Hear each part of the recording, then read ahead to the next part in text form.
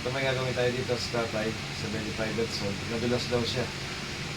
Tapos natukod tong ano ito, dito may konting traction dito. Ayan, naka-sigsag. Nakita niyo naman, oh, yung buto niya. Yan ang ayos natin ngayon, guys.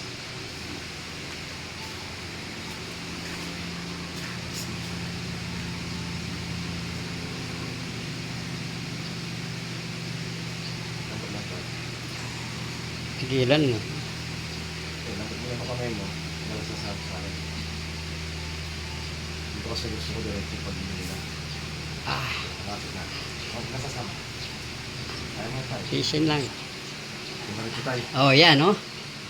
Ha? Tumiretso na, yan, oh. Diretso na.